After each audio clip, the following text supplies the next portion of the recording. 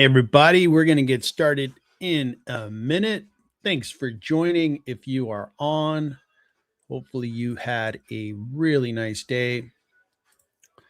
Hopefully your stocks are going higher. It's been an interesting market where we have some stocks going up and some stocks coming down in price. What's going on, stock market? Try to make sense of what's going on. There's a couple of stocks that I would like to look at. They announced earnings, and I think a couple of them are going up in after hours, and one I think is going down just slightly. So just bear with me. We're going to get started in a moment.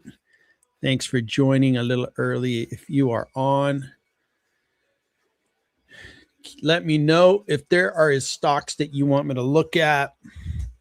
If you are a member, just put it in the chat. If you're not a member, you are welcome to request a stock review. It's a $5 super chat. I'd be happy to look at it.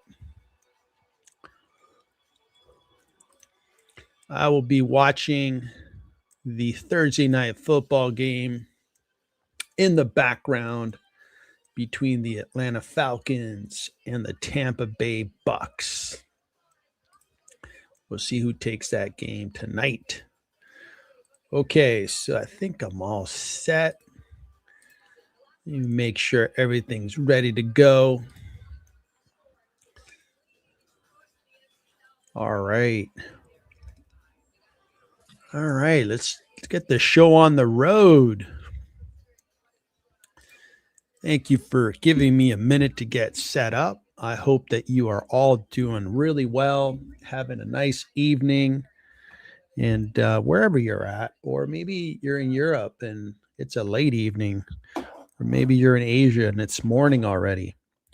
Whatever the case may be, I hope it's a pleasant one. So we've had a market this week that has been, depending on which stock you own, it's either been good or bad. It's the Dow, okay?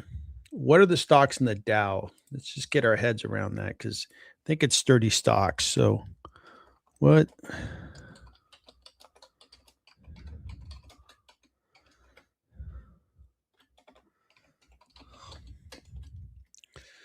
Put Gemini to work. Heard so many things about AI.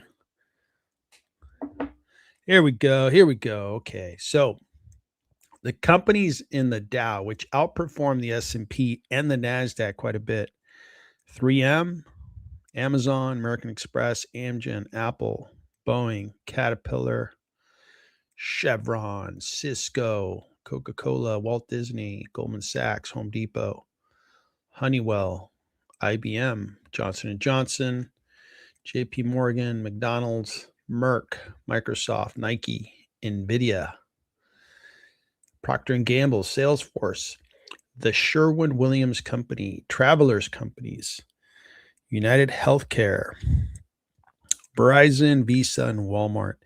And those stocks, that collection of 30 stocks, outperform the market.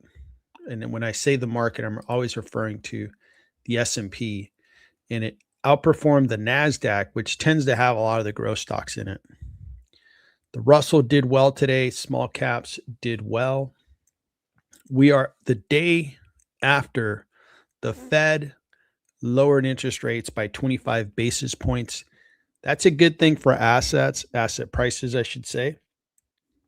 It's going to make stocks more attractive. If you think about lower interest rates and somebody who's saving up their money, their hard-earned money, they think about, hey, I could put it in a savings account. And now with lower interest rates, savings accounts are going to pay 1%, 2%. It's not going to be very good. But if they go into a dividend-paying stock, maybe they can earn 8%, 10% collectively. If they're good and they do their homework and get into a growth stock, they can do 15 to 30% appreciation, far better. So it encourages a little more risk taking, because what is considered the risk-free investment, which is put your money in the bank, put it in a CD or some kind of investment like that, it doesn't earn a whole lot of money. And then you fall behind. You fall behind those who invested in more aggressive investments. And that's why lower interest rates are going to help those stock prices rise. Lower interest rates are also going to help economic activity. With lower interest rates, people are more inclined to take out equity loans against their home, a second mortgage. And with that money, they remodel their home. Maybe they buy a car. Maybe they do something interesting. And all that buying with that big amount stimulates economic activity. So that'll also help. So lower interest rates are going to help asset prices, the price of stocks. It's going to help the real estate market. It's going to encourage spending, and that's what happens. So the lowering of interest rates, that's the intent. And more importantly, or I should say more long-term, it's expected that interest rates will go down even more. So how can somebody that's saving up their money make a good return in 26, 27, 28? Well, it's not going to be by putting your money in the bank. It's not. You'll need to get more creative. You'll need to learn to invest in stocks and do a good job and put your money in sound investments. Do your homework. Learn how to empower yourself economically and make a very good rate of return by investing in stocks and so forth. So that's what happened yesterday. Interest rates went down. Today we had two big earnings, one from Broadcom, one from Costco. We had some others too. Lululemon is going up in after hours, so I thought we could look at that earnings announcement, and we'll go through that. And it looks like Sam is on. Good to see you, Sam. You want to look at XOM, Exxon Mobil. Glad to do it.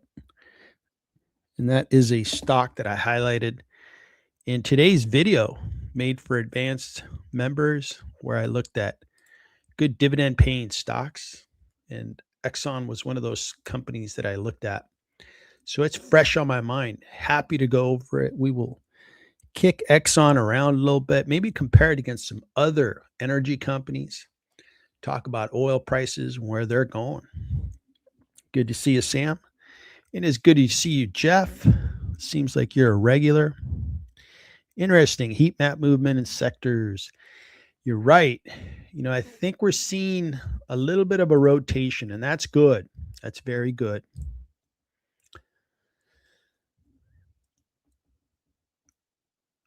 It's late where you're at. Well, thanks for tuning in. And man, I'm looking at your name or your handle. Is it Broccolili? Man, it's a tough one. But it's great to see you. Thanks for joining. Carnaby Street.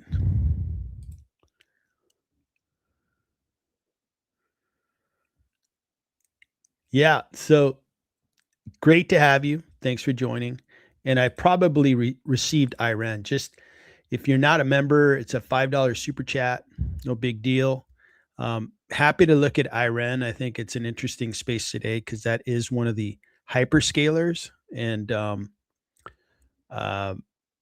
you're seeing a lot of movement in that space because last 2 days have been very volatile there. It looks like, oh, you already did a super chat. Awesome. I'm sorry I forgot about that. All right. Awesome. Let me keep moving on. Let me quit while I'm behind on that comment. Great to see you, Carnaby Street. Thanks for coming back. Thanks for bringing up Iran previously. Okay, so the market's doing its thing. Speaking of the heat map, so we had some red in semiconductor in the trading hours, and not a big deal. These stocks are doing great. Man, thanks, man. Super chats are coming at me already. So let's look at Next Power. Thank you, John Rogers. Really appreciate you. We're going to look at Next Power. I've got that noted, sir. Let me go over the heat map. Then we're going to get into those two requests, knock those out. Then we're going to get into Lululemon, Costco, Broadcom, and Adobe. But I'll do those after the request. I don't want to keep people waiting for me. And then we got somebody with got. Cool. Good luck with that. All right. So heat map. So we're seeing some red in semiconductor. It's been doing so well that, hey, a couple red days is not the end of the world. What's surprising is Google is selling off, and that I can't put my finger on why, but it's no big deal. Google's still doing great. And this software space is looking green. I'm glad to see that.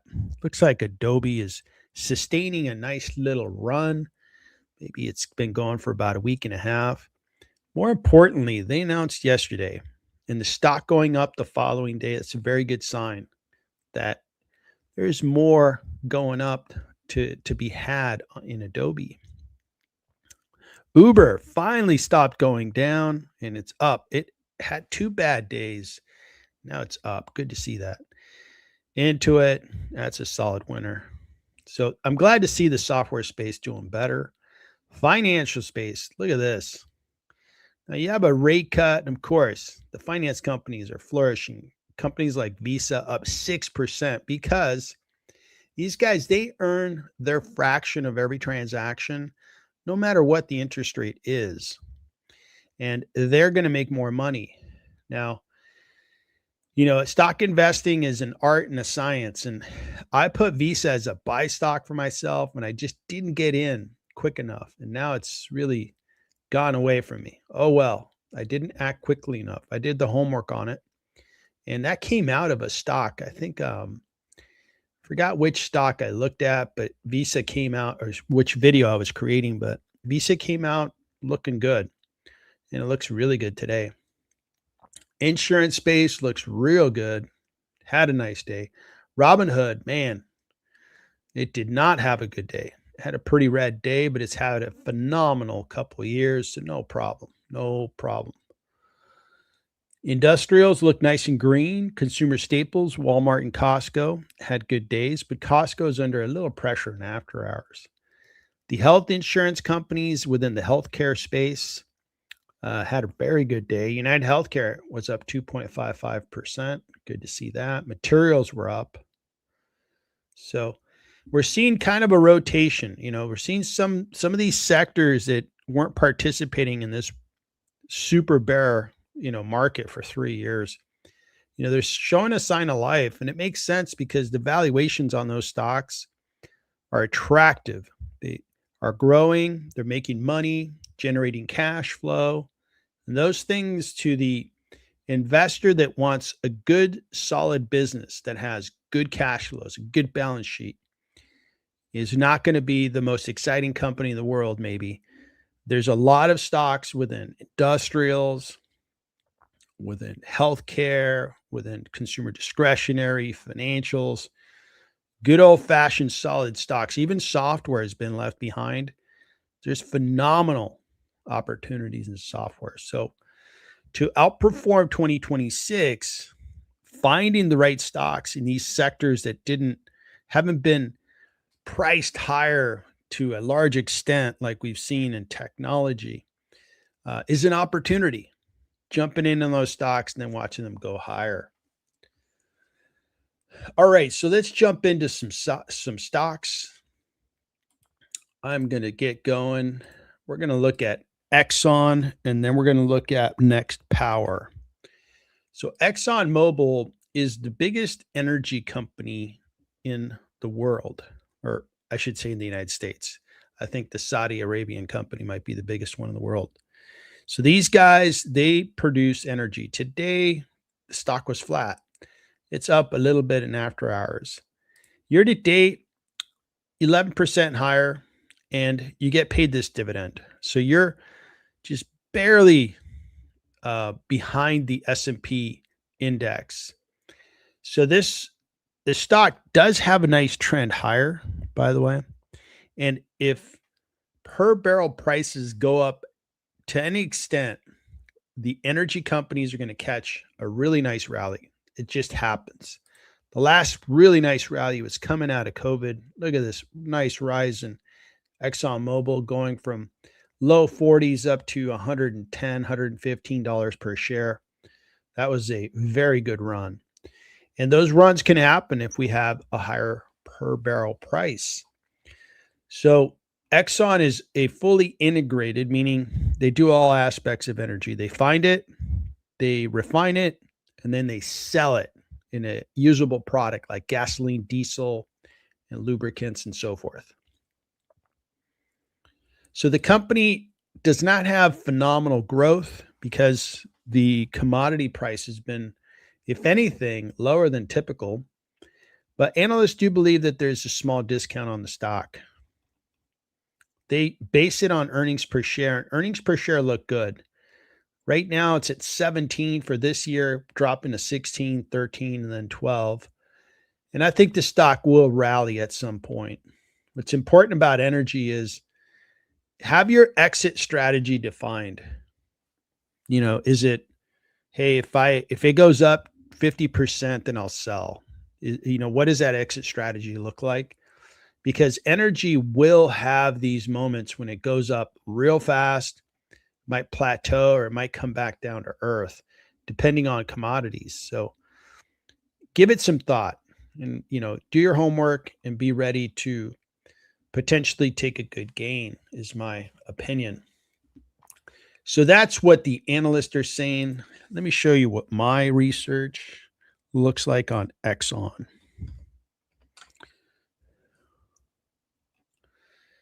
So when I look at Exxon, I think that the stock is priced 29% below its real value. It's priced at a discount of 29%. The reason for it is their cash flows. Their cash flows are very, very good. And those cash flows are 40% more valuable than their current stock price. Now, with the oil industry, it tends to revert back to the averages. And I think oil prices are going to revert back to between $65 and $75 per barrel. If it does, Exxon's going to be fine. They're going to be fine at the current oil prices, but if you just give them another $10 per barrel, they're going to be really profitable. The cash flow is really good, and the earnings per share is not great because of the per barrel price. And I calculate that it's priced 13% too high just based on earnings per share. But when I use that cash flow, overall, I get a 29% discount. So for me, I think Exxon's a terrific idea. I like the dividend. I think it's priced well. So things are good. Good to see you, Shadow Guy. Just got home after a night out. Cool. You're in Europe. Good to see you. All right, so let me keep rolling here. So Exxon's a good company. What are some last comments? So within energy, you've got good choices. If you want something that's going to be more stable, probably the lowest risk you can buy in energy, Exxon's a great choice. Chevron's also a consideration. If you move down in the size of market cap, you're going to take a higher risk, but potentially you're going to see greater returns in companies like Occidental or other companies that are smaller. So take that into account as you make your investments. Is you have really good choices in energy. And right now the pricing is really good on the stocks. If we look at the 5-year, this thing's been consolidating for 3 years. So it's not bid up. It's not overly expensive. And Exxon is high quality. So Sam, thanks for asking about Exxon.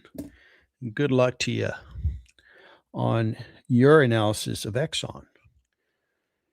Let me know if you have any other questions. I'm going to leave this open in case you do, and we can come back to it. But we're going to move on to next power. It is a super chat request. This is Next Power. Next Power provides solar tracking technologies and solutions for utility scale and distributed generation solar applications in the United States and internationally. The company offers tracking solutions, including NX Horizon, a solar tracking solution, NX Horizon XTR, a terrain following tracker to expand the addressable market for trackers on sites with sloped, uneven, and challenging terrain. Okay. Let's take a look at their website. Wow, look at that array. That is huge. That's generating some power.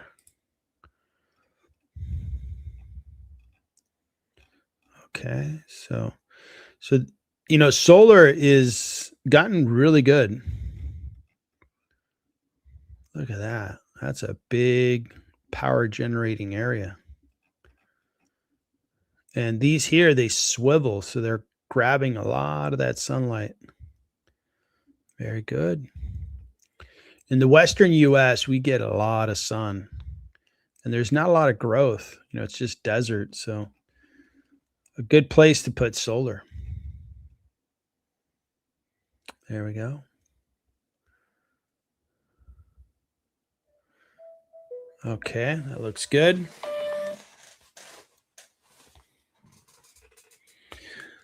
So we understand what they do. They're in the solar space, creating products to help, I would say, utility level or commercial applications of solar. So let's take a look at their fundamentals now and see where their stock's been.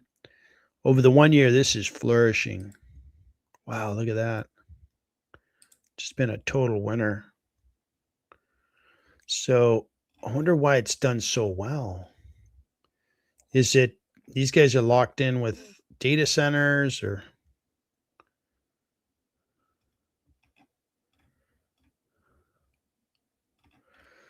See if I can see a couple of the headlines.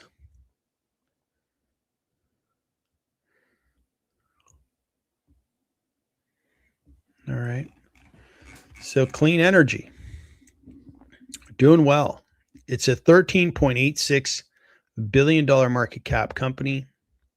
They have revenues of $3.37 billion. PE for the 2026 year looks like it's going to be 22.31. Analysts think it's fairly priced. When we look at their growth, what's been happening with growth? They've been growing nicely. Looking at the quarter, boy, they had a really good quarter here that ended September 26th. They grew 42%. That's phenomenal. Very good growth. Trailing 12 months growth is 20%. That's good growth. It's a pretty good sized company. Let's take a look at their margins and their profitability. We'll look at their balance sheet. So they're generating $603 million of free cash flow.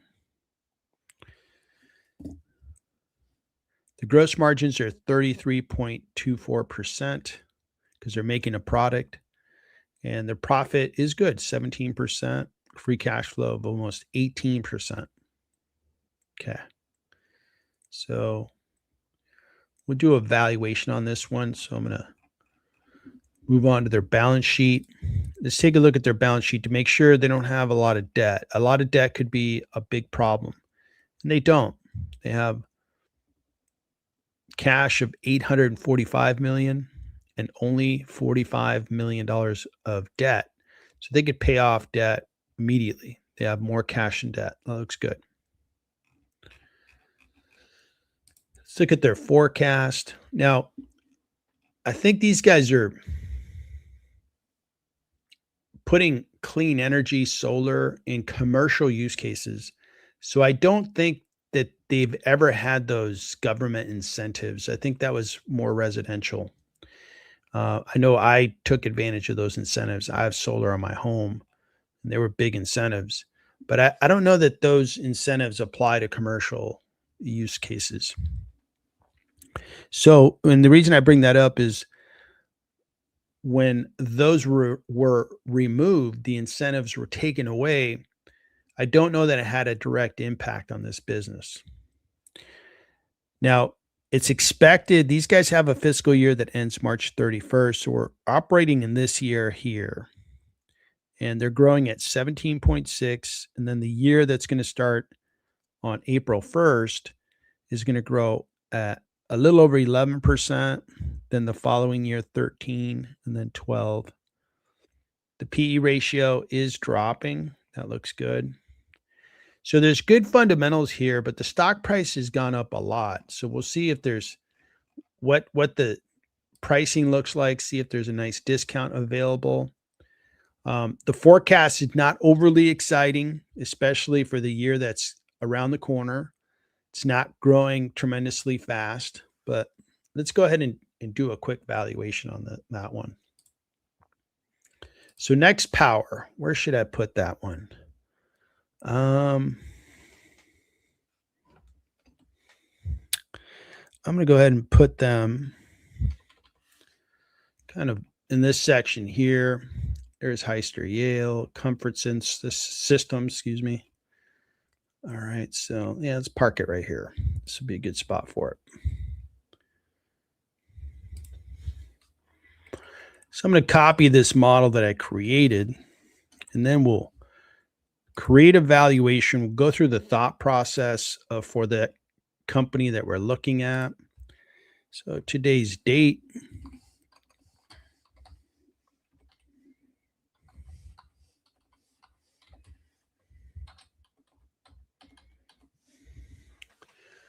All right, so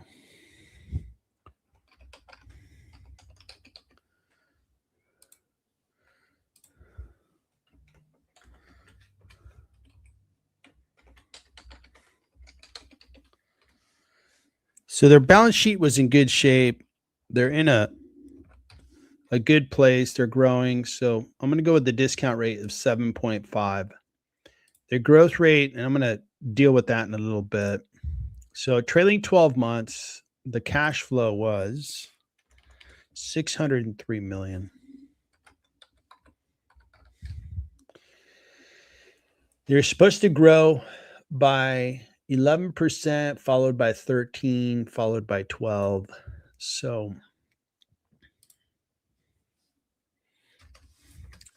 we'll go with 11% growth rate, and that'll be the growth rate on years 1 through 4.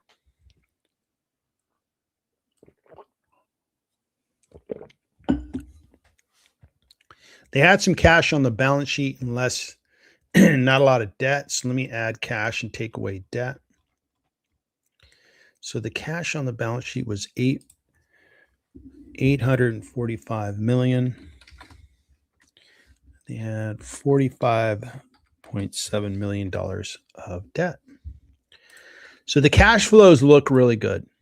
Even if I took down the growth rate a little bit to be conservative, it looks good. And it's growing. And I think clean energy, I've been really impressed with solar panels on my house. It's pretty much knocked out my electric bill, and it saves me like $150 a month, every month. And I have clean power. So all that is very good. So let's take a look at what was the earnings per share. And I'm going to use the earnings per share for the next full year. That would be their fiscal year 27, starting April 1st, 2026, ending March 31st, 2027. And the earnings per share is $4.68. So these guys are in, I think, so what would affect the PE? If it's a high margin business, higher PE. If it's a growth company experiencing growth, higher PE. 18, I'm comfortable with because they don't have very high margins. Their gross margin is in the 30s, and that's not great. They are profitable, which is very good. Now, The earnings per share is supposed to grow 9.3% the next full year, and then 15 and 10. So I'm going to go ahead and leave it at 9%. So you see that it's fairly priced based on earnings per share, but that cash flow, cash is king. It really drives up the value. So this stock, I think, is worth more than its current stock price. I think it's worth about $431 per share. It's currently being sold at 93 because of that cash. The cash, if you look at the yield on cash, right? And I'm going to talk about interest rates while we talk about this here. So this is not a tiny company, but a smaller company. And it's driving almost 18% free cash flow margin. Okay. We're going into a lower interest rate environment. You have a business that's cranking out 18% cash. Not a lot of investments are out there that can crank out 18% on cash, 18% on their top line revenue. So that type of cash flow really adds up. The other thing I like about this business is when you see a business grow its cash flow and show a trend upward, it makes me feel confident that that's sustainable cash flow. If it's like up and down and side to side and all over the place, I lack confidence. These numbers, this data, I'm comfortable that they're probably going to keep growing it. Now, the addressable market for solar is massive. I think that especially in the West, you have, a lot of opportunity. I know that data centers are being built, and some of them are being built away from densely populated areas. Solar would be a great idea. Maybe to just take some of the load during the daytime when a lot of the residential areas are using air conditioning. Solar comes to the rescue. It generates power during the day, cranks out a lot of kilowatts, and you can get that power from the solar grids or the solar arrays.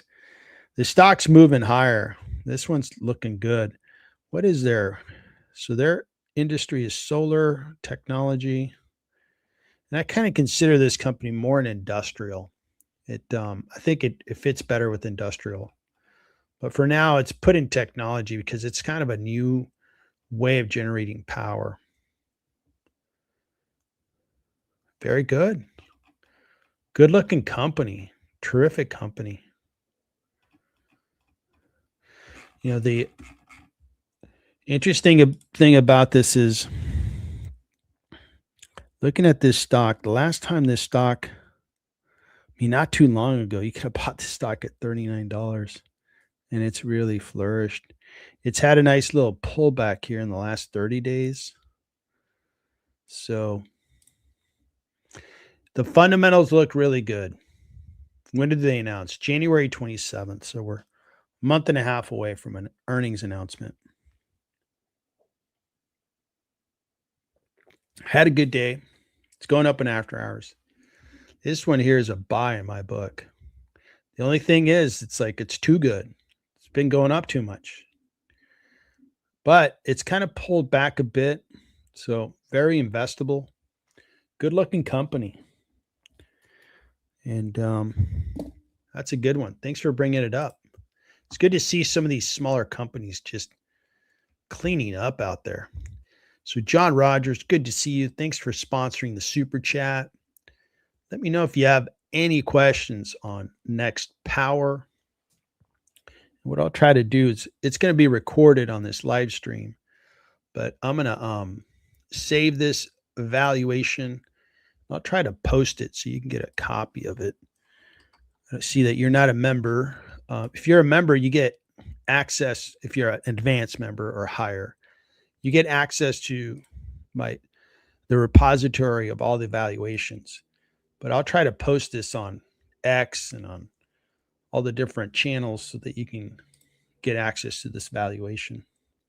For now, I'm going to put this one on my watch list, and then we'll move on. So give me a minute here. Just want to pop it on here so I can remind myself to come back and add the other details that I need to put on this row.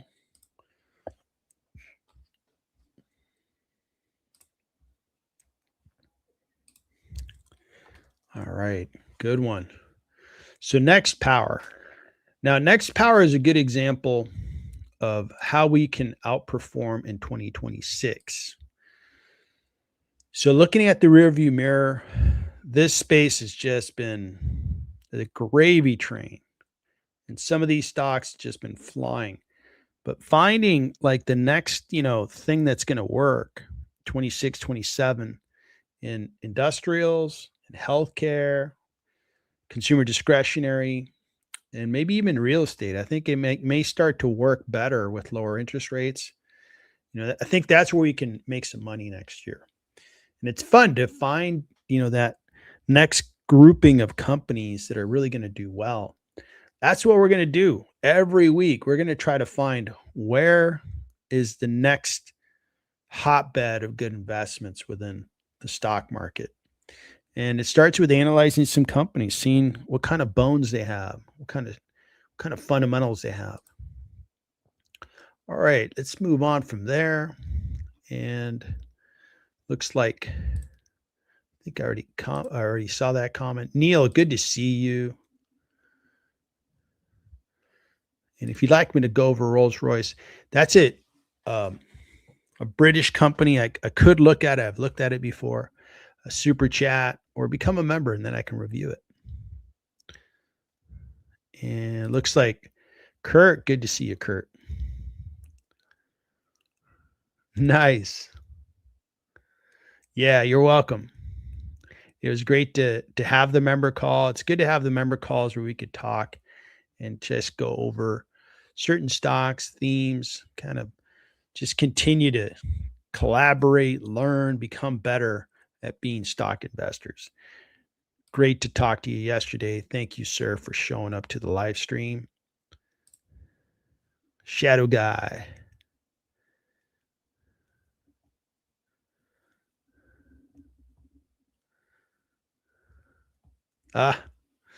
Yeah, you got to look at the currency translation there. Went to a winery. Nice. That sounds like a nice outing. Bo, how you doing, man? Yeah, there is a big discount on Next Power. It's just what it has very good fundamentals, good growth on the top line, not incredible growth, but good. And then you see their free cash flow, that upward slope. Love seeing data like that because I'm just more confident when I'm seeing like nice rising data and it's not all choppy all over the place. So yeah, the fundamentals look really good on Next Power.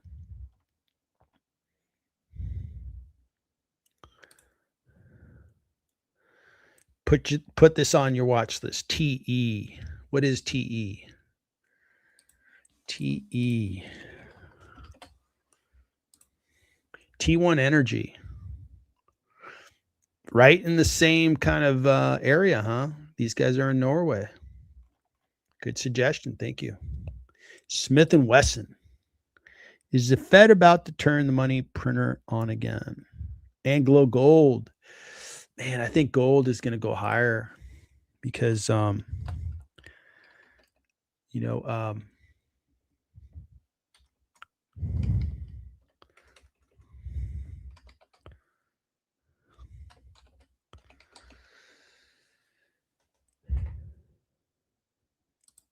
okay, so AngloGold, this stock has been flourishing. I think the price of gold is going to go higher because they're going to have low interest rates. There is going to be more, I guess, dollars floating around, and it's going to, they're willing to accept some inflation. And I think that's going to bode well for gold prices. I think gold prices will go up in the future. This stock had a good day, but it's been having a phenomenal year. Look at that. Wow.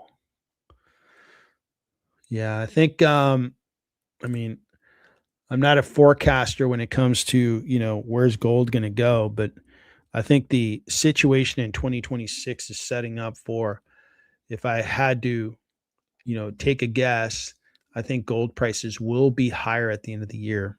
So I think the Fed is going to make the easing of interest rates is going to make asset prices and gold go up. So this one here, it's really hard to get these stocks to value, but let's take a look. This is a $43 billion market cap company, PE of 13. They do pay a dividend of 2.29. Analysts think it's getting a little expensive. So they have been growing because they're getting a better price when they, and are these guys a miner? So the AngloGold operates as a gold mining company in Africa, Australia, and the Americas. Okay. So they mine for gold. Once they extract it, and they're able to sell it at a higher price thanks to rising gold prices. And that's why the revenue is growing. Their free cash flow is good for that year. It's a little inconsistent. It's dependent on gold prices, obviously. And potentially maybe they had to invest some money in machinery and so forth to set up a mine. But 878 looks good. Their gross margins 35%, very good year. Other years were lower in the 20s. And their profit margin this year has been good. Previous years not as good. And then the free cash flow margin 15. So if I were to venture to guess, I would probably multiply this number times 30, getting me to roughly 27 billion. And I would add cash and take away debt. Let's see if they have any debt. So they pretty much can pay off all debt with the cash on hand. So these guys are a little expensive. It's hard to value these companies. I think this is priced above its intrinsic value. And mining companies are riskier. You can have we could see a surprise and gold prices actually drop, and then this company would be faced with less money coming in on the revenue line, less profit, less cash flow due to the commodity. They could have accidents at the mines. They could have a lot of things happen because it's somewhat of a risky operation. But I think gold prices are going higher. I think the enthusiasm around AngloGold will be there in 2026. So let's see how it does. Good to see you, Smith & Wesson. I think we're still talking about, in your comment, Bo, you're still talking about the solar company. And I think that they don't have the biggest moat in the world, but I think they're ahead of their competition in their technology. And I think the competition will eventually catch up. So what NXPI has to do is just constantly continue to get better and better. That way the competition doesn't fully catch up at any one point. They catch up to the stuff you're producing 2 years ago, but your new stuff's even better. They didn't catch up. So they'll have to continue to innovate. So that's where I'm at with that. Good to see you, Bo. It's great to see you come back, and really appreciate all your support on all the super chats. Shadow Guy, international perspective, my $20,000 gain today. Oh, bummer. Well, congratulations on the gain. Smith & Wesson, thanks so much. I'm glad you've been watching the videos offline, and I appreciate you being a super investor member. And I produce a lot of content that you can watch at when your schedule allows. And please give me feedback on what you'd like to see me produce. Appreciate it. Is Uber worst case Apple down the road? You're thinking down the right road, or thinking along the right lines. So Uber right now is growing really well. Okay. Now, what I think is positive about Uber's future is the use cases continue to increase, right? Their biggest revenue right now is mobility, ride hailing, people getting rides. Done. Within that market, you're going to have robo-taxi come into the picture. Uber's trying to partner with companies and make that an additional revenue line. Now, some would think, well, that's kind of it's a competitive threat. It definitely could be if we end up with a lot of units of robo-taxis. But right now, it's not material. If you look at, let's take a look at volumes, right? So how many rides does Uber provide each? Let's go each month. And then I'm going to ask how many rides Waymo is providing each month. So we can kind of look at what's the level of scale, right? So Uber reports its operational data quarterly, including total number of trips. And that's probably the better term is trips. So, oh my God. In a quarter, they did 327 billion trips. Billion. Okay, that's a lot. All right. How many trips does Waymo provide in a quarter?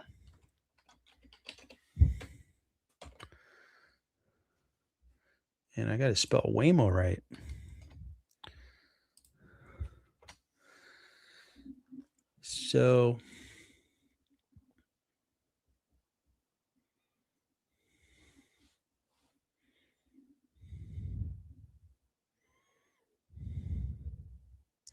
So they do weekly.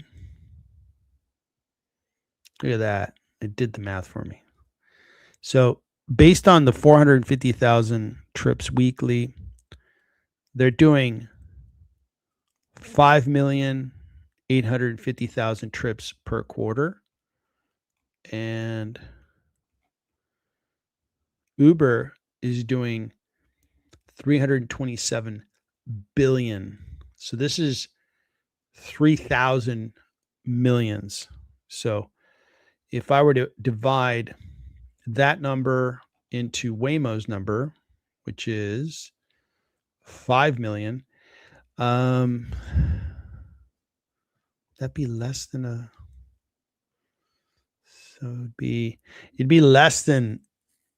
it'd be about 0.15%. So does Waymo exist? Does robo-taxi exist? Yes. It's nowhere near becoming like a big market share player. And I know that it's really interesting to see robo-taxi. I've yet to ride in one. I want to, but it's not offered where I live. And every time I try to get one where I go to an area that does have them, I miss out one way or another. Now, once we get to maybe it's 5%, 10% of the overall market share, we'll see if it's a threat. But for now, it's just not really registering. And Uber is going to be fine. They're going to partner. They've actually partnered with Waymo, and we'll see how it goes. So that's first order of business, right? Is competitive threats there.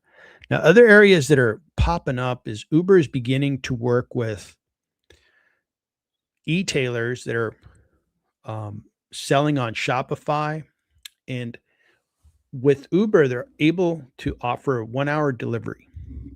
So somebody orders a product. Hey, I want that product. And they're like, cool, I can have 1 hour delivery. And they schedule an Uber delivery. Boom. So that's an expansion to their market share. They're doing food delivery. and can expand that to do other things as well. Uber is they do logistics as well, but that hasn't gone all that well. That business hasn't flourished. So is it going to be like Apple? I think I think you're thinking down the right road, which is it's going to become big. I think Uber is going to be a $1 trillion market cap company because of its growth. When we look at like the last quarter, they grew by 20%. Trailing 12 months growing by 18%. They're already a $49.6 billion revenue company if I look at the trailing 12 months. And they can grow without the necessity of a lot of capital because they don't buy cars, their drivers do. And back to, I like seeing data that has a nice trend to it. Look at that beautiful trend up and onwards. And this has happened really in the last 2 years. The last 2 years, they've gone from, in the trailing 12 months, $3.3 billion of free cash up to $8.6 billion in free cash. So they've more than doubled their free cash in less than 2 years. Phenomenal. I like that a lot. And their free cash flow margin 17.46. I really like the business. I like their growth. They got to continue to be the dominant player, partner with the right technology companies. So robo-taxi is not a threat. It actually enables you to grow, offering one more way that people can get rides. So yeah, I would say that like Apple did a great job of growing for a long time, then became really big. They started to buy back shares, got some big investment. Some big investors are in Uber. So we'll see how it goes. Good question. Thank you, sir. And I think Uber has a fantastic discount on the stock because of those cash flows. If you look at businesses that are at the top of the most valuable companies, they all produce phenomenal cash flow. And Uber is a great cash generating company. It's discounted by 62%, in my opinion, because of that cash. And just to show you, I like to say that it's not that hard to see examples of what great looks like. You just go to the most valuable companies and you go, okay, I don't think a lot of people are going to argue with me. NVIDIA is great. Google's great. So let's look at NVIDIA. This is what great looks like. Trailing 12 months, growing at 65%, and it's a massive business. For a business to grow at this rate is incredible. Just nothing short of incredible. On top of that, they have very good margins. They generate an abundance of cash. So this is what great looks like. And their balance sheet has more cash, way more cash than debt. That's what great looks like. So when we go look at another business, we try to match it to what great looks like. Now, the revenue is not quite great. It's good, but it's not great. And we look at the top line margins are not great. The free cash flow margins are good. And everything kind of gets matched to that scale. If they can continue to expand that free cash flow margin, they'll continue to go up the scale and end up being one of the more valuable companies in the exchange. So that is Uber. It's a good business. I'm glad I'm an investor. And it's done well. It had a good day, but it had a couple of rough days. Yeah, it had a couple of rough days where it sold off. I think the EU is going to take them for some fines. They're saying, oh yeah, you guys, it's kind of the typical playbook. And sorry if I'm sounding cynical, but oh, you guys are not protecting private user data well enough, or this, that, and the other. You're too big. You're like a monopoly. So we're going to start fining you. And, businesses or governments generate some income that way. Good to see you, Bo. All right. Shadow guy. So mining stocks, gold ETF. See, I like that. Gold ETFs, really good idea. Orla, AEM, GLDM. Nice work holding gold. Very nice work.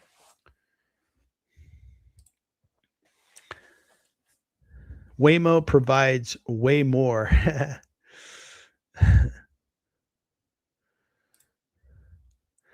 All right.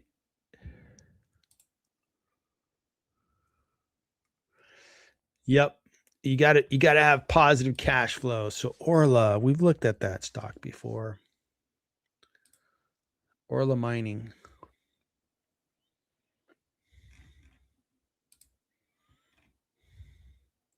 These guys are just, it seems like they're getting their minds up to scale, so to speak, or getting them set up. They are growing really well. They're growing really well. They are cash flowing.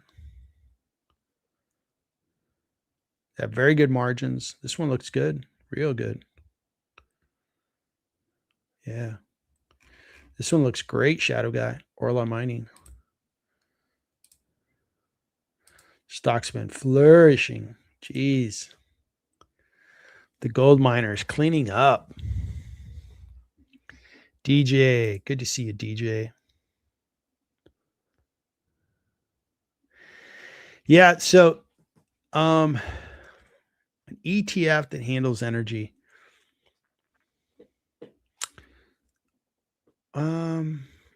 I can't think of one. I think most energy ETFs are going to give you a good cross section. I wouldn't buy an ETF because when you own a company like Chevron, you already own a very mature, stable business. It's a big cap, and this company's diversified across all the different disciplines within energy. They're exploring, finding where the energy is, extracting it, either on land, over the sea, and then once they extract it, they get it over to the crude oil market or the natural gas market, and they could sell it in its raw state, or they can refine it and then sell it as a usable product like gasoline. So I'd rather go with a Chevron if I'm thinking ETF. I can't think of an ETF that I would suggest, but you have a good idea there. If you're chasing natural gas, that might be a good one. Let's ask our friends over at Gemini. So,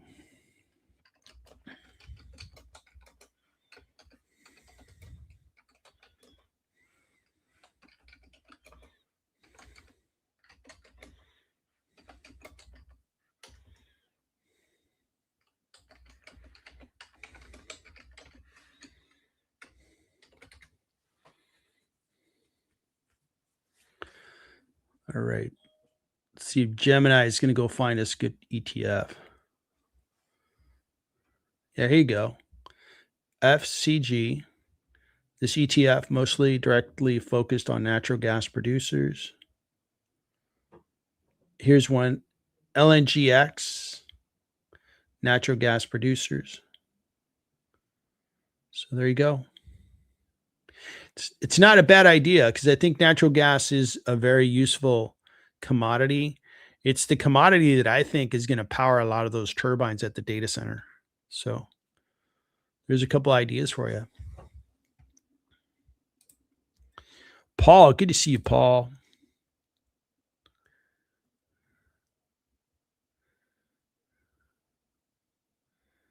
Oh no, what's going on with Broadcom?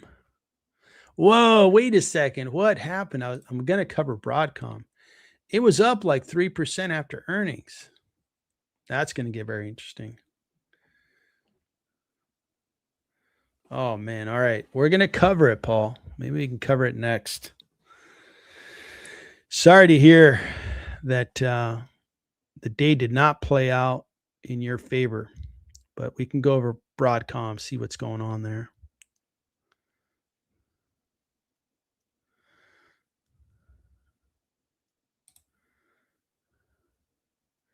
Yeah.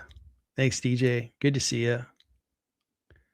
Yeah, always watch out for the expense ratio on ETFs, right? Some of them are a little expensive, and these days they shouldn't be.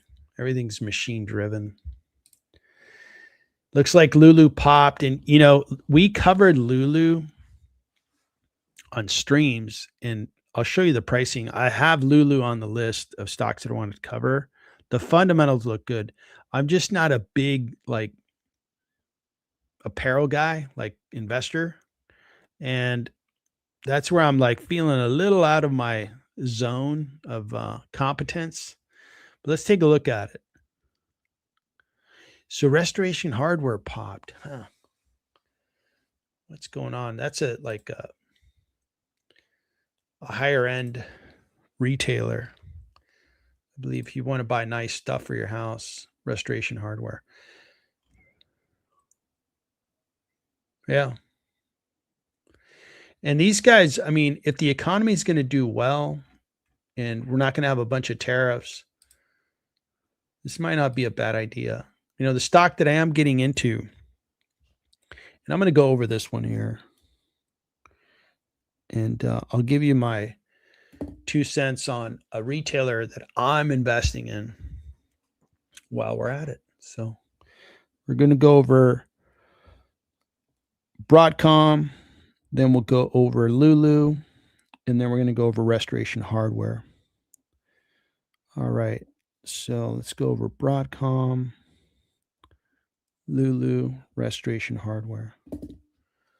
All right. Good stuff. Thanks for coming to the stream and putting stuff in the chat. Let's keep rolling here. Let's figure out what's going on over at Broadcom land. So Broadcom is a semiconductor stock somehow. So Broadcom reveals its mystery $10 billion customer is Anthropic. Okay. And Anthropic is the company that's partially owned by Amazon, one of the big players in AI.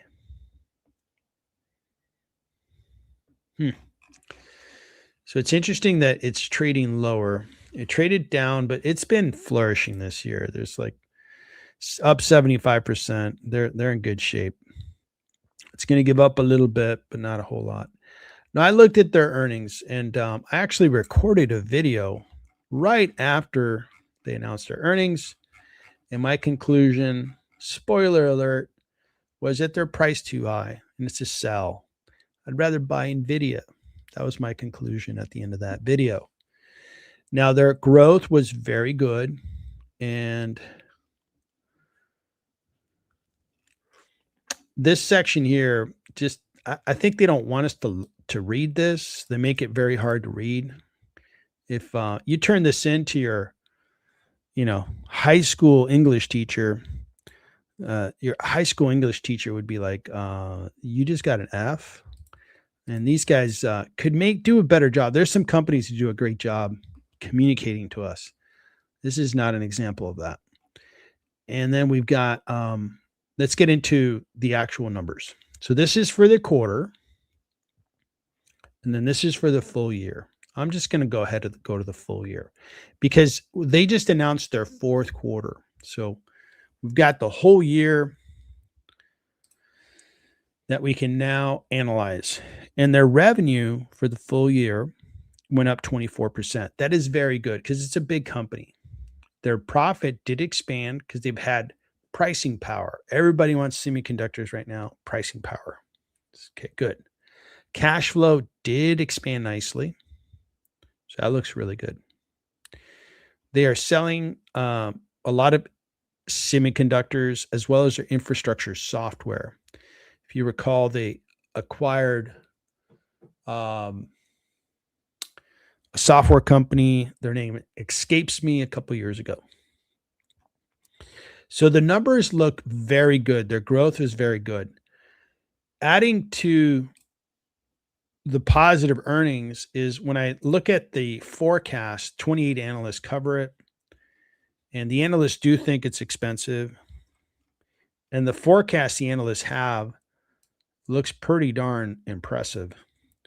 We just closed this year. This is the year that I just referred to, and we went over the earnings. Growing, analysts said 25, but they actually came in at 24. So the analysts are a little too enthusiastic there. This year that we have started, because they have a fiscal year, ends on November 3rd, they're really going to grow 37.9 and 32. Those are really good growth numbers on a big business. Okay, so that looks good. PE continues to be high, and it's going to get more like normal in 3 years. So the numbers are good. Numbers are good, but the stock price has just gone up so much that the numbers can't add up to the stock price. And I think the stock's priced 9% too high. I was impressed with the numbers. I moved my forecast up on cash. This might be a tiny bit too enthusiastic, tiny bit too positive. And I agree with the analyst. It's priced too high. Now, the stock was rallying when I created this analysis and I made my conclusions. And I'll stick to my conclusion, which is, yeah, that's cool. Broadcom's really cool, but you want to see super cool, you go to NVIDIA and look at the trailing 12 months. You have Broadcom growing at 24. These guys are growing at 65. And these guys are twice as big as Broadcom. So this is an incredible number. Broadcom growing at 24, good, but not incredible. The amount of cash flow they produce is more than double Broadcom's number. Just massive loads of cash. And profitability is just off the charts. So my conclusion was, if I'm going to entertain buying a semiconductor stock, I'm not going to buy Broadcom. I'm going to buy NVIDIA. And I have been buying NVIDIA. And NVIDIA has been, having this pullback here. And it's had some chop. So I could buy shares, kind of turn into a day trader. And then, right now I'm probably up 5% on the stock. But I think this is a superb company and they have superb financials. This definitely has become like an Apple-like company where they're so big, they're so valuable. Now they can start doing things with their cash flow and so forth. So major investors in Anthropic: Amazon, $4 billion, Google, $3 billion. Really? Google's in it, huh? Well, that's good because I own Amazon and Google. So I own a piece of Anthropic.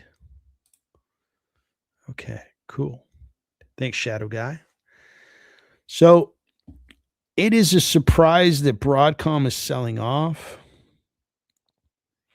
And that leads me to think, what kind of market are we going to have tomorrow? If the big Broadcom stock is selling off 4.4%, we might have a little bit of pressure on technology tomorrow. We'll see. All right, so let's talk little Lululemon. Their stock is flourishing 10.6% higher. Beautiful. Now, we looked at this stock. I haven't touched their valuation. Haven't had time. I did 2 videos after earnings were announced. I did a video on Broadcom and one on Costco. Released them to members. I don't know if you guys you members had a chance to look, but I created them. I didn't have a chance to go over Lululemon. Last time I touched it was here. But I was pointing to the fact that, hey, that's not a bad discount on Lululemon. I'm just not that confident in apparel. I don't know if they're doing great or if they're not. The closest I can get to Lululemon is my wife likes their stuff. She loves it. And she thinks it's a little expensive, but she loves wearing it. She's comfortable in it. All right. And they announced their earnings. Let's go over that. I have their earnings report right here. Lululemon. And these guys are up in Canada, I believe. Up in Vancouver. Yeah. Good, successful company up in Vancouver.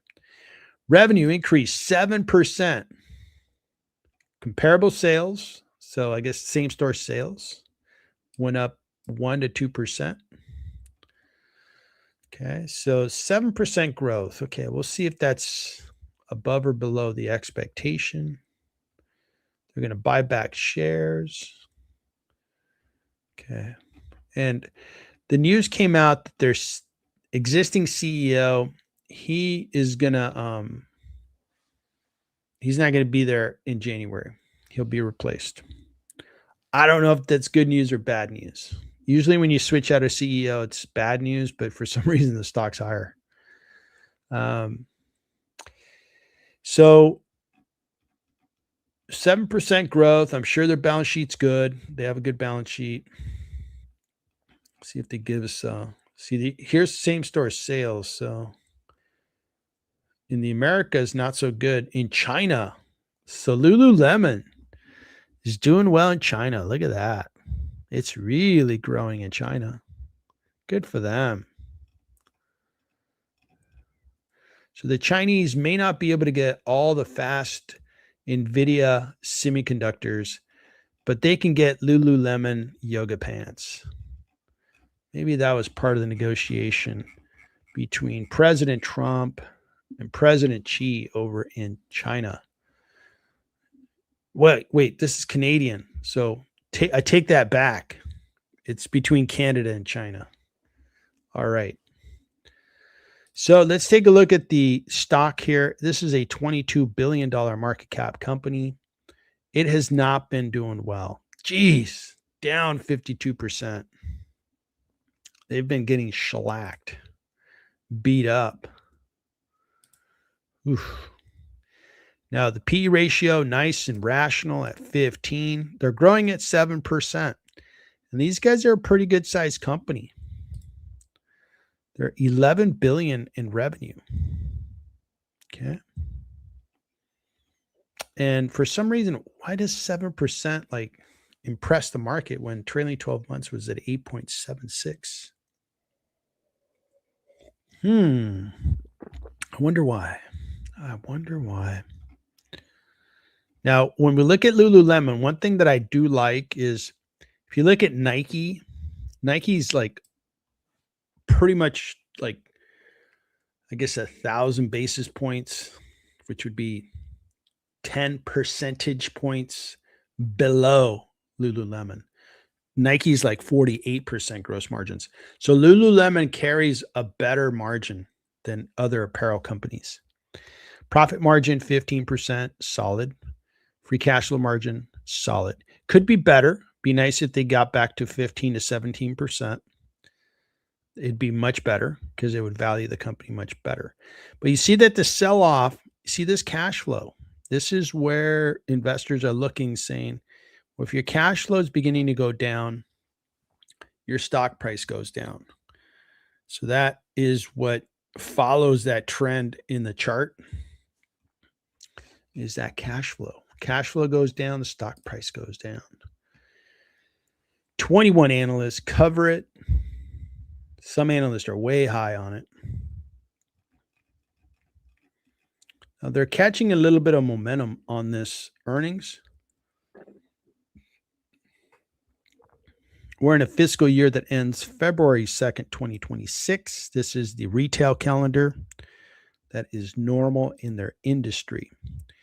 And they're going to grow to be a $13 billion company in a couple of years. Earnings per share looks good. This year, they're not or the year we're in, their profits are down a little bit. They're going to be flat to a little bit of negative in the next fiscal year, but then we're going to see some growth, beginning to bring down that price to earnings ratio. All right. So this looks really good. In a world where PEs are way up there, I just showed Broadcom at like 48. These PE ratios are like, wow, that's pretty good. 7% growth, making money, cash flow. And let's see if I need to update my valuation. I'm going to open up some data, the same data I just showed you on Lululemon on a different screen. You guys can't see it, but I could then look at one screen and update the other.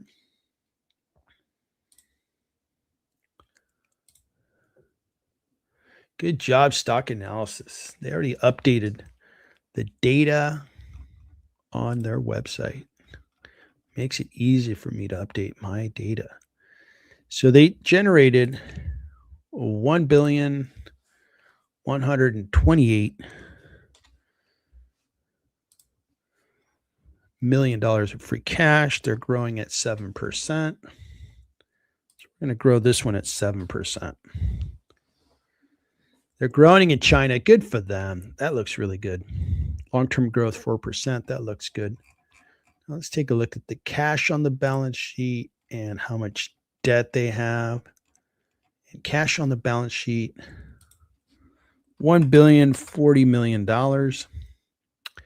And the debt remained the same. So 35% discount. If we look at the value of their cash flow and compare it against the current stock price. So that is a good discount. For somebody that really believes in the company, thinks, man, these guys are going to continue to do well, this would be a compelling discount. Now let's take a look at the earnings per share. I'm going to use the earnings per share for the next full year since we are approaching the end of fiscal year 2028. I'm going to use fiscal year 2027, and that number has gone down. Use a PE ratio of 18. I think they deserve an 18. I'm going to grow that by 7%. So I think Lululemon's, I mean, tomorrow it's going to be 10% higher. So tomorrow it's going to trade at like 200 and some odd dollars, right? So it'll be at $207. So at 207, it's going to be discounted maybe 24%, 22%.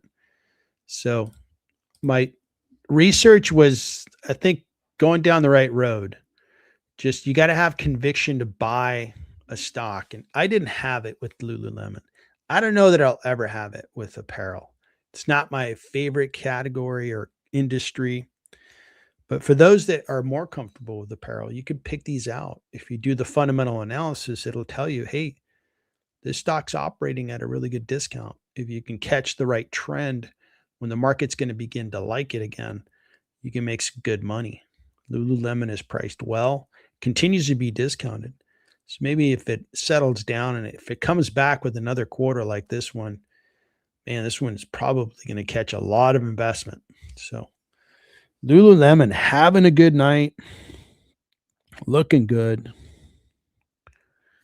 Since we're talking a little retail, Restoration Hardware.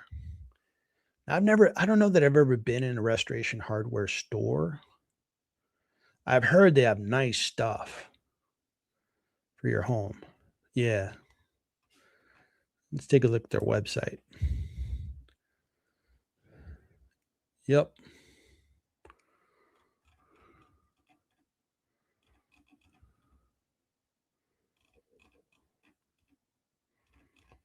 Very nice furnishings. So they're up 6.4%. This stock had been hammered for a while. This thing was working. You see how it came out of in the COVID years, right? Everybody was making their homes nicer because we were spending so much time at home. But since then, it's really just gotten hammered. And now that it's priced so low, is priced pretty much to be a very undesirable business. They probably had a decent earnings, and now the stock's climbing. Now, when we look at their growth, let's look at the quarterly. This is not the quarter they announced. It should be probably ending November 2nd. They follow the retail calendar like Lululemon, so that stock analysis hasn't gotten their information there yet. But they've been growing. Look at these quarters. Growth. So this thing's been really putting up this company has been putting up good numbers for what is going to be now 6 straight quarters. So they deserve the stock price to go higher. And if I look at the trailing 12 months and looking at the free cash flow number, well, they don't have any cash, but it's getting better. They're burning less cash. So that still is a problem. And you see the gross margin. See how I showed Lululemon? It was up 58. That's how, that's a consumer discretionary product like these guys. Now, do these guys have any debt? That could be a problem. No, not really. Well, $4 billion debt to EBITDA. Yeah, they do have some debt. So this is above 3. That is beyond the red line. I wish they wouldn't have so much debt, because that's going to be a big burden for them. I wouldn't touch Restoration Hardware because their debt level is too high, and they're in a low margin business. And if they have a bad year, a couple bad years, they can go bankrupt. We heard news, I had to go buy a washer and dryer for one of my rental units. I rent properties to residents, and there was a store by the name of Howard's, retailer, bankrupt. So retailers can go bankrupt, and not saying Restoration Hardware is going to, but you carry a lot of debt, you're risky, and I wouldn't touch it for this reason. Everything else may be looking better, but it's going to be very hard to get yourself out of that debt level. It's just really hard. Once you get there, it's really hard to get out. So Restoration Hardware, it is a total pass for me. All right. So we have covered 5 stocks. Let's take a look at the chat. And Benton, you want to look at TD? We'll take a look at TD.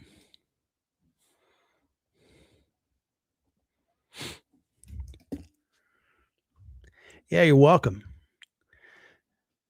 Good to see Lululemon back, doing better. Yeah, isn't it funny?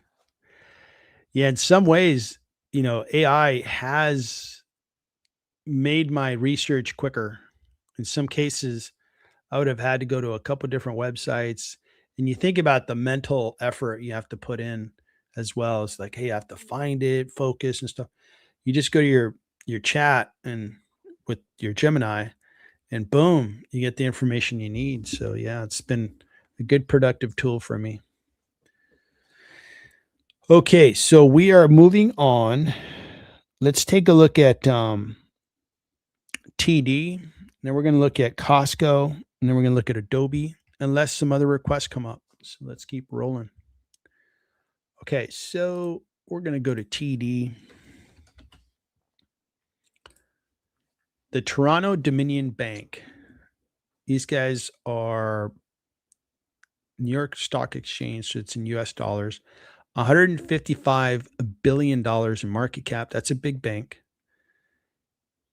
Forward P of 14. That's comparable to like Bank of America. And I'm going to show you some data that we can compare this to. Nice dividend, 3.25. Very nice dividend. Analysts think it's discounted. Stock's gone up nicely, 73%. Look at that. It had been beaten down. And then it just, it was like a coiled spring. Just, the market kept pushing down on it. And then finally let it go and boing, it went up. It went up from 52 to 92 roughly. So that's a really nice rise. That's an 80% gain. Good job. Whoever's holding this, good job. Beautiful. And you got paid a dividend. Beautiful. Now, these guys, banks, we want to looking at their value based on profits. We want to manage their book value. Book value is very important to banks. It's very important to look at book value when we value a bank. And we're going to get book value on the balance sheet. It's going to give us stock analysis, is going to give us a book value per share. And then we're going to look at price to book. So the book value per share, and this is October 31st. Yeah, it's pretty recent. 73.79. And the stock price is 91. So that's not too bad. It's going to be like 1.2 price to book. And the price to book ratio is right here. 1.7. So that is a little high. That is a little bit high. I mean, the stock price has been flourishing. P ratio looked okay, but the price to book ratio looks a little expensive. Now, I do homework on banks. I own Citigroup, and I also own U.S. Bank, but I own it, or I should say I don't own it, but my 25-year-old son, and I manage his portfolio, he owns it, and I'm the one that kind of manages his portfolio. So let me find that schedule here. So here's a schedule I put together. Here's Citi, Bank of America, UBS, U.S. Bank, Wells Fargo, JP Morgan. And these guys are probably in fourth place position at a 1.7 price to book. And their PE ratio is right there with Wells Fargo and Bank of America. So they're not ranking near the top. To be near the top, you want your price to book to be as low as possible. Citi's number one. You want your PE ratio to be as low as possible. U.S. Bank is looking good. So there's other alternatives other than this bank that look better. And over in the UK, you can get BCS at a price to book less than 1. That's very attractive. I bought Citi when it had a price to book of like 0.6. And I've been like making money on Citigroup. So we want to keep an eye on that because that's how we value banks. And these guys, I mean, the gain is in, right? 72%. Of course, it's gotten a little expensive. You would think, right? But if you own the Toronto Dominion Bank, congratulations. It's done great. And that dividend. So thanks for asking about TD. Right. So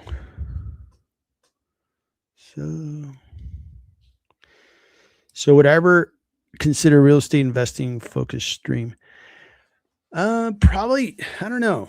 I don't think I could fill much content. I invest in real estate, but there's not a lot to do. And yeah, we can cover deals like real estate deals, but I think stocks are just more dynamic and more interesting. So I think I'm going to stick to the stock investing streams and channel. But if anybody ever wanted to talk a little residential real estate, we could talk about that. Okay, so let's take a look at Costco. They announced last time I looked, the stock was under a little pressure. And it looks like they're still under a little pressure. And spoiler alert, Costco their stock price went up too fast, became too expensive. And now the stock can't go any higher because of its fundamentals. Its fundamentals just fall short of the stock price. The first symptoms that that's the case, forward P of 43. And we're dealing with a retailer, low margin retailer that isn't growing overly fast. You have a small dividend, and analysts tend to be very positive on the stock because Costco is just a really well-liked company. No problem with that. I mean, I like Costco. I shop at Costco. I like shopping at Costco, but it's kind of a good growth, but not awesome growth. And its margins are 13 gross margin, 3% profit margin. So these guys are not making a lot of money when they sell stuff. And that's why people go there. They get very good bargains at Costco. So once you add all that up, and their forecasts are going to be very consistent. They're going to keep growing. Got it. I believe it. They're going to grow their profits. Got it. But even in the future, even 3-4 years down the road, your PE ratio is still really high. So when I have valued Costco for the last year and a half, I have called it out and said it's just too expensive of a stock. And right now, I think it's 29% too high. So looks like DJ, you had Costco and sold it at profit. Good work. Because I think it got really priced up. And there is such a thing as a stock being priced way too high. And here's an example. So, and a lot of people love Costco. They figure out a way to convince themselves that it's good investment. And I'm not here to, debate it. I just do my research and boom, this is where I came up. This is their cash flow. I got it from their financials. I'm growing it by 7%. I got that from the company themselves. I got these numbers from them. I'm using the discount rate that I'm using across the board for good companies. Got the earnings per share from them. I'm giving them a PE of 25. That's a company that's growing at their rate with their margins. That's what they deserve. They don't deserve a 45. No. If NVIDIA doesn't get a 45, if Google doesn't get a 45, Costco does not get a 45. Okay. Meta, you can get for less than a 25 PE. So all in, I'd rather buy Meta, Google, NVIDIA. I'd rather buy Reddit, Uber. I mean, there's like 100, maybe 200 companies before I'd buy Costco. And not to sound like a jerk, it's just I call out, if I don't like the numbers, I'll express it that way. I just don't like the numbers. I don't think the numbers are good enough. Love the business, like shopping there, but I just won't be an investor anytime soon. So that's what's happening over at Costco land. And we'll see where it trades tomorrow. So we went over at Costco. Let's take a peek at Adobe. Let's see here. Some new messages came on the chat. DJ, nice work on Costco. And the stock that I like in that space is Target. The only thing I do my homework. I find a stock. I did, best and worst stocks in retail. And I'm like, hey, Target looks good. I'm going to start buying it. And I am a dollar cost average guy. And then the stock starts going up. It's like, whoa, wait a second. You got to give me a chance to buy in. Okay. So it's given me a couple points, but I think I'm just going to have to load up on this sucker. And this has been a stock that was priced up to $250 a share. They have better margins than Walmart, Costco. They have growth on the horizon. So this is where I'm going. This is where I'm putting my dough, my capital, if I'm going to play in the consumer discretionary retail space. We're going Target. I'm feeling good about it. I think this one's going to work. And it's going to pay me almost 5% dividend. Sign me up. Sign me up. Sign me up for some Adobe as well. Adobe went up higher. And Adobe's had a decent 5-day, up 7% in 5-day. This stock has been beaten down, just taken out with last week's trash. Just put it in the waste bucket, put it on the curb, have the waste management company take it away. Don't want any more Adobe is what the market said. And I've been like, I don't understand why the heck the market doesn't like Adobe. The whole story that AI is going to threaten this company is, I think, make believe. And the reason I say that is real factual information is their earnings. Their earnings say we keep growing at more than 10%. That's very good. This is a big company. When you look at the trading 12 months, they're almost 24 billion. So when they grow by more than 10%, they're growing by like 2.4, 2.5 billion dollars of dollar revenue on that top line. That looks really good. What is the story, stock market? Why do you hate on Adobe? When you look at the margins, now we start talking. Remember the whole line of, we know what great looks like. Revenue growth, great margins, great balance sheet. 89% gross margins, 30% profit margins. The rule of 40, 30 plus 10, growth of top line revenue. These guys are above 40. And the free cash flow has been phenomenal. It's not showing it there, but I saw it on their earnings yesterday. Phenomenal. So right now, as I speak, Adobe is looking good. I bought a lot of Adobe last night when it was trading lower. I bought it, and then I bought some more this morning. And I'm going to buy some more. I'm going to load up on Adobe and Salesforce. 52% discount. And I think the market's beginning to wake up and say, you know what? I think Adobe is really a good stock, similar to the way they woke up about Google. And before that, they woke up on Netflix and they woke up on Meta a couple years ago. And remember Uber was beaten down because, oh no, robo-taxi is going to take all their business. And then that was just a make-believe story. So Adobe is trading higher. It's good to see that it traded higher the day after their earnings.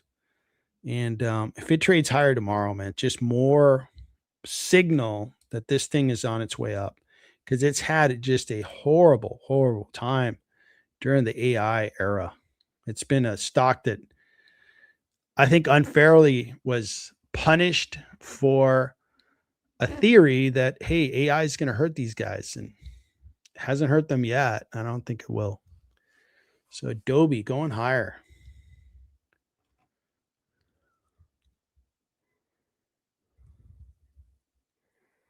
And is Adobe going to do? No. And DJ, is that for Costco? I think so.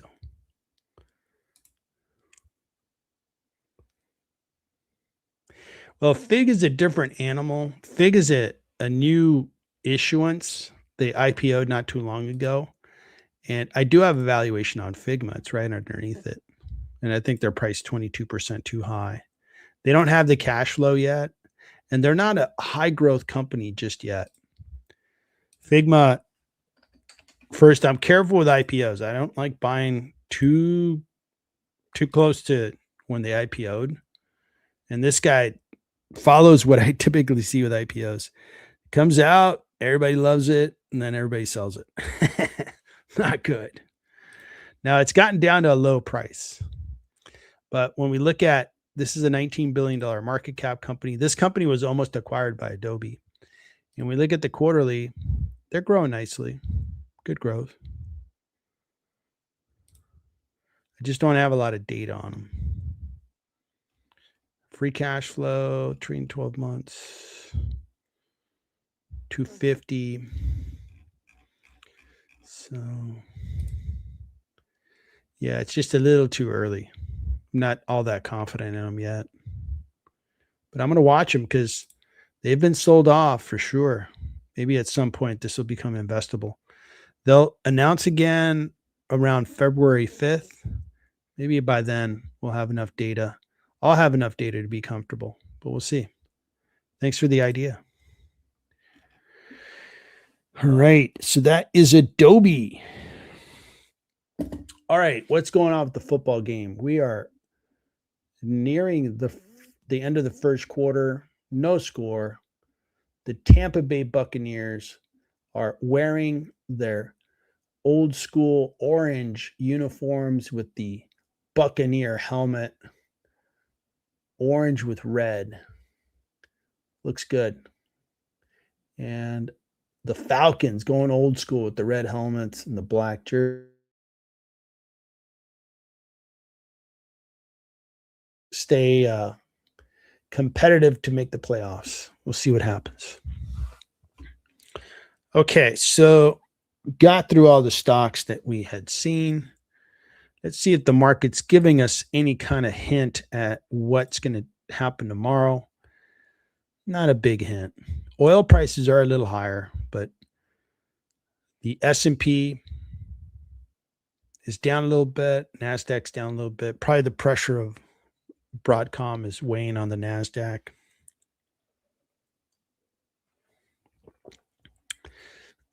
Excuse me. Okay, so the other thing I like to look at is crypto. Crypto trades 24/7, never closes, never closes. And we're at $92,000 per Bitcoin. That's good. If this goes higher, that usually means the NASDAQ's going higher. So, the one stock that got crushed today was Robinhood. I'm not quite sure why. Why did Robinhood get crushed? 9%. What's going on? But it's a beautiful stock. It's fine. It's not a problem. You want to take a day off and go down 9%, no problem.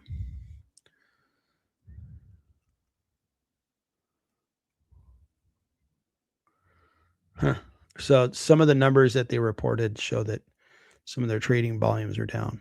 So we'll see. All right.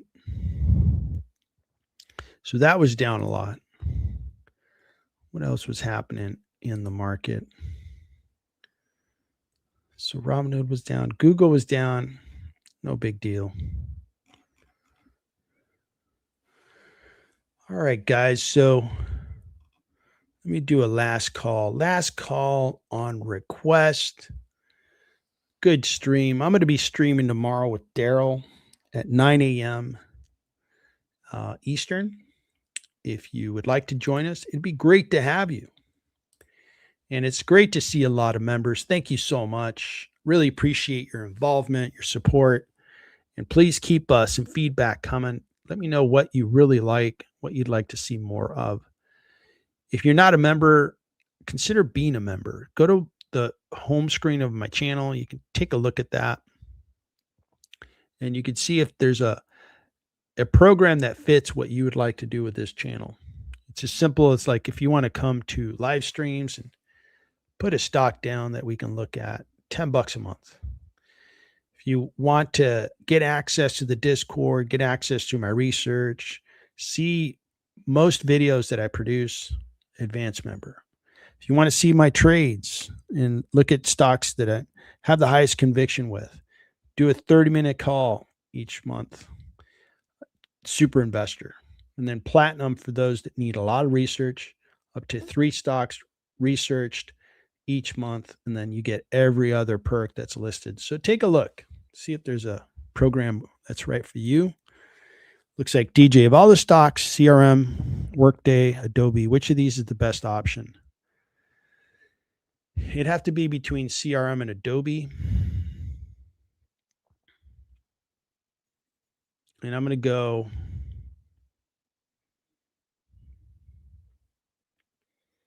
I'm going to go with Adobe. Adobe just barely wins. And CRM close second. And then Workday is not a consideration for me. Workday doesn't drive enough cash flow. And it's in a different category. They're enterprise software. And so is CRM.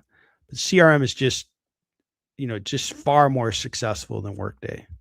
Adobe is phenomenal. And I think Adobe's the market leader by a pretty good distance. And that would be my choice out of those 3. Thanks for asking, DJ. Thank you, DJ. You have a great evening, sir. Great to see you. And Bo, great to see you. Shadow Guy, awesome to see you. Smith and Wesson, thank you so much, sir, for tuning in. Great to see you. Benton, great to see you. And thanks for bringing up TD. Good to see that stock. Lululemon look good. Smith and Wesson, the fundamentals look good. Very good. Paul, great to see you. Sorry about Broadcom getting crushed. Good luck on the next one. Good luck on the next one. And let's see here. Scott, thanks for tuning in. John Rogers, great to see you. Thanks for asking about Next Power. And that was a really interesting one. Man, they are a solid business. Solid. Good bones. Good frame. Good fundamentals. Excellent company. Carnaby Street, good to see you again. Thanks for coming back. And thank you for the previous super chat and the analysis on IREN. Sam, good to see you. Thanks for asking about Exxon. Jeff, thanks for tuning in.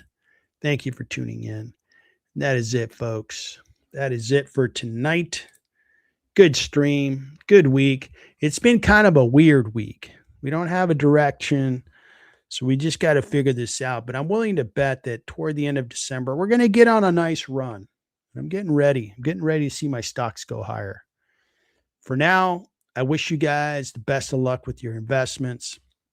Look forward to seeing you again on a stream. Let me know if there's something you need in the meantime. And we will see you on the next stream. Thank you.